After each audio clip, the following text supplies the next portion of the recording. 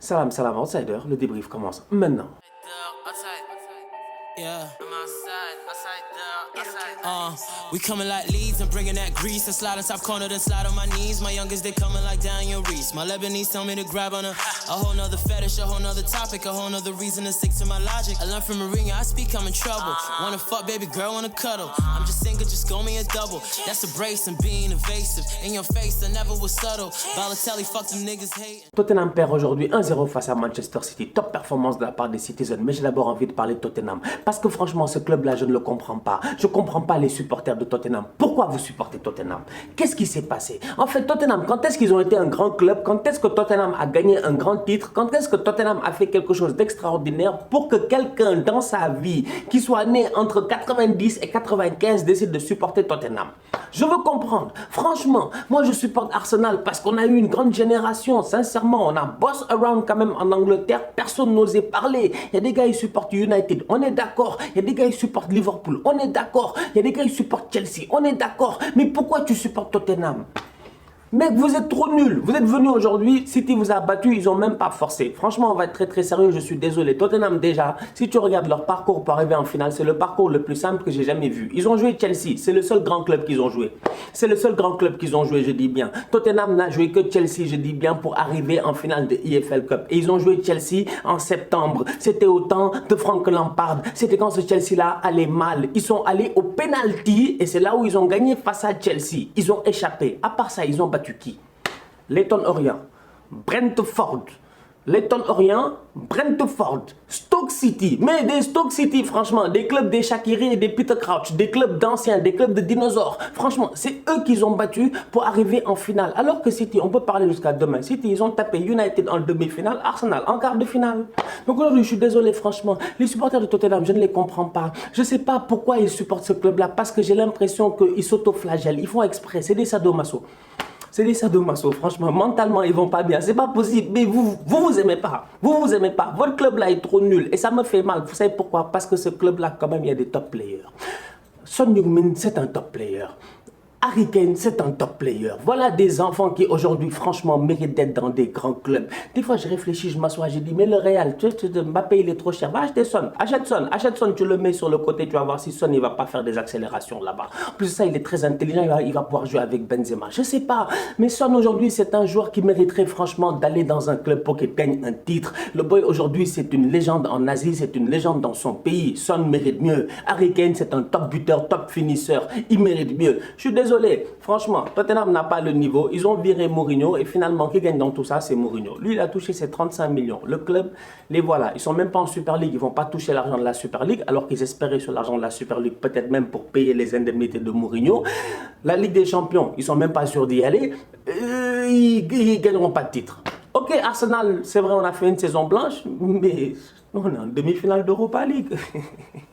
Cette semaine, le Paris Saint-Germain jouera contre Manchester City. Franchement, on va être très sérieux. Déjà, Kevin De Bruyne était de retour. Et ça fait plaisir. De Bruyne, on nous a fait croire ici que sa cheville avait été enflée, ligaments, tout ça. J'ai eu peur. Je me suis dit, waouh, ils vont faire comment sans De Bruyne? Finalement, il est là, il est en pleine forme. Il a fait une top performance aujourd'hui. Match de capitaine, aucun problème. Kevin De Bruyne était là, 6, 8, 10. Il a fait plaisir. Aujourd'hui, soyons très sérieux. Cette équipe de City-là, quand je connais Pep Guardiola, parce qu'on connaît Guardiola, on sait très bien que c'est un coach qui est prévisible. Il est des fois très prévisible quand même. C'est vrai que de temps en temps, il veut nous surprendre et tout, mais des fois il est très prévisible. Aujourd'hui, on sait très bien que Ederson, il n'y a pas de souci, c'est lui qui va jouer face au PSG. La défense qui a été alignée aujourd'hui, à mon humble avis, c'est la défense qui sera alignée face au PSG. Le boy John Stones, il a pris un carton rouge la dernière fois, suspendu 3 matchs. En ce moment, il est peut-être hors compétition, il n'a pas trop de rythme. Laporte, il arrive, il claque son but. Laporte, il sera titulaire.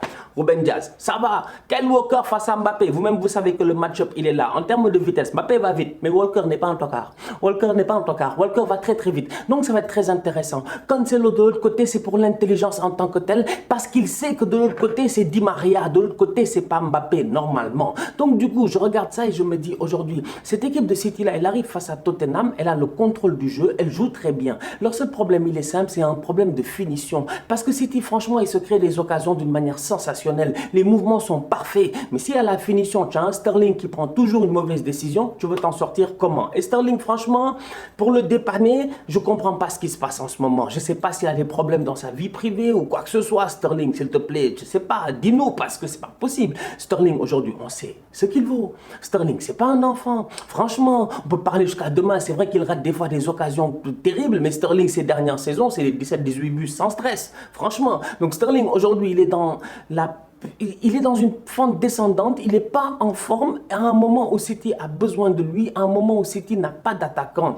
Jesus ne peut pas s'imposer dans cette équipe-là. Comment il s'appelle Agüero, comme je vous l'ai dit, il est déjà à la fin de sa carrière. C'est fini, c'est terminé, son contrat finit dans 1 mois et demi. Le gars, il a terminé avec ce club-là, il est en mode jubilé, il ne se fatigue pas. Agüero va rentrer à un moment donné en fin de match pour claquer un penalty lorsque le match sera déjà plié. Donc aujourd'hui, on va être très très sérieux, franchement. Cette équipe de Manchester City-là a besoin d'un attaquant. C'est la raison pour laquelle je me dis, quand je vois l'animation offensive de cette équipe-là aujourd'hui face à Tottenham, qui est une équipe qui défend et une équipe qui comptait sur les contres, tout comme je pense le Paris Saint-Germain fera, parce que le PSG, pour moi, ils vont faire le même match qu'ils ont fait face au Barça. Ils vont attendre. Ils vont contrer, ça va aller très vite. Neymar, Mbappé, tout ça, ils sont capables. On sait très bien, les gars vont à 200 à l'heure. Mais derrière, si tu as Kyle Walker qui va très vite, si tu as un Diaz et un Laporte qui sont en pleine forme, qui en ce moment n'encaissent pas de but, qui quand même viennent de sortir d'un bon match face à Son et Kane et tout ça, je me dis, les match-ups risquent d'être intéressants. Maintenant, offensivement parlant, il va falloir que des efforts soient faits. Et c'est là où moi je pense réellement que le boy Bernardo Silva risque d'être titulaire à la place de Sterling. Parce que ça m'étonnerait que Pep il fasse jouer Sterling, je sais pas, moi Sterling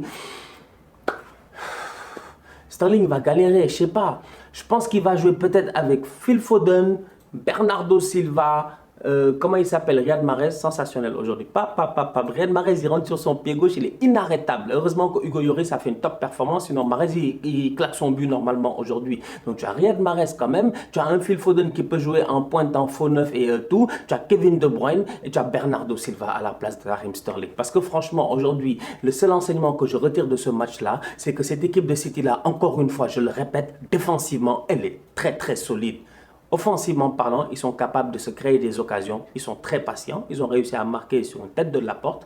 Mais dans le jeu, quand même, il va falloir, je dis bien, un boy plus dangereux que Sterling. Ou du moins, il va falloir que Sterling se gère. Bon match de Fernandinho, je pense qu'il est en fin de cycle. Voilà, Fernandinho quand même, c'est un top player. Il a donné ses meilleures années. Là, il arrive, je pense qu'il a gagné quoi? C'est sa 6e ou un truc comme ça. C'est sa 6e et quelques... Ouais, parce que City a gagné 6 des 8 dernières EFL Cup. Et Fernandinho est là depuis plus de 8 ans. Donc Fernandinho en a gagné 6. C'est incroyable. Franchement, c'est incroyable. Franchement, Fernandinho, il a un gros palmarès à Manchester City. En plus de ça, ça a été un joueur très décisif, un joueur important. Aujourd'hui, il fait un gros match. C'est normal, on le récompense. Mais on sait tous quand même que face au PSG, qui sera là? C'est le bandit Rodri. Attention à lui. Parce que Rodri, franchement, c'est-à-dire qu'il a une petite dégaine comme ça. Tu as l'impression que c'est un Busquets. Parce qu'on le voit, tu penses peut-être à Busquets. Mais Rodri, mais je te dis oui, c'est Busquets. Mais Busquets de 2010. C'est ça en fait, c'est un boy trop intelligent, en plus de ça il est rapide, il se projette, la dernière fois il a claqué une belle tête, franchement le match-up au milieu de terrain entre Manchester City et le Paris Saint-Germain, j'ai hâte d'y être.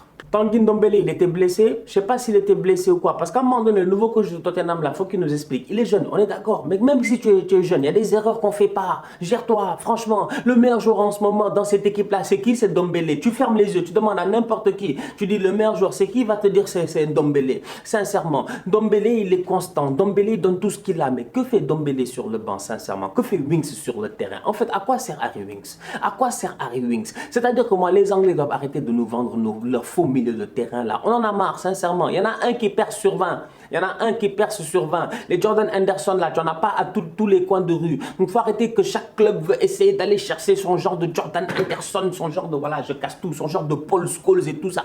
Calmez-vous les gars, franchement. Harry Winks aujourd'hui, c'est pas un joueur extraordinaire. Je suis désolé. Tanguy Ndombele aurait pu jouer. Mais vas-y, tente quelque chose face à City. À the end of the day, tu n'as pas grand-chose à perdre parce que tu sais que finalement, c'est eux qui doivent gagner, c'est eux qui vont gagner. Finalement, ils ont quand même gagné. Mais vu que c'était 0-0 et que le match était quand même serré, mais fais des changements offensifs, ne fais pas rentrer des Sissoko, tout ça. Moi, je comprends pas. Je suis fatigué des fois. Des fois, je suis fatigué avec ces coachs-là. Pourquoi ils ont peur? Pourquoi ils ont peur? 29 ans, tu as déjà peur. C'est que Tottenham, c'est pas un club sérieux, je dis. Jusqu'au président. Vous avez vu Lévy? Lévy, je de ton cas. Non, mais... Mais ça va être dur quand même. Si j'étais supporter de Tottenham... Ah, Pensez à mon ami Zaf. Mais c'est un supporter de Tottenham aussi, le pauvre. Je sais pas, qu'est-ce qui s'est passé? Pourquoi? Why? Why? Pourquoi t'as fait ça, mec? La famille, on se capte très bientôt pour un nouveau débrief. D'ici là, continue à liker, on continue à partager. On s'abonne, on s'abonne, on s'abonne. On est ensemble, on reste en santé. Tous outsiders.